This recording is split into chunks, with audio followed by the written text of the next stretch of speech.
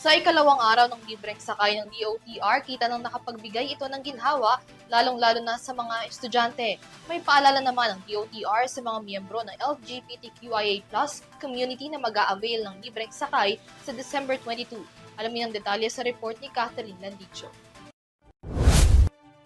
Patuloy ang pagpapatupad ng Department of Transportation o DOTR ng programang 12 Days of Christmas na nag-aalok ng libreng sakay sa MRT3, LRT1 at LRT2 bilang bahagi ng selebrasyon ng holiday season.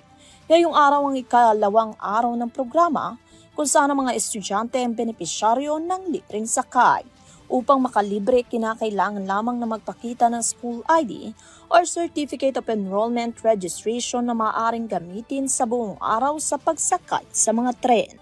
Malaking tulong daw ang programa dahil ang natitipid na pamasahe ay maaari nilang ilaan sa pagbili ng pagkain o gastusin sa iba pang pangangailangan.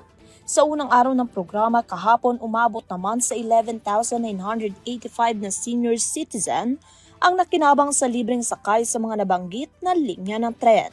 Samantala, paalala ni DOTR Secretary Giovanni Lopez sa nakatakdang libreng sakay para sa LGBTQIA+ sa darating na December 22, hindi kinakailangan magpakita ng anumang ID, kasabay din na makikinabang sa naturang araw ang mga community at solo parents. Magtatapos ang programang 12 Days of Christmas sa mismong araw ng Pasko, kung saan lahat ng pasahero ay maaaring mag-avail ng libreng sakay sa MRT3, LRT1 at LRT2. Para sa TV News, Catherine Landicho, sumasaludo sa bawat Pilipino.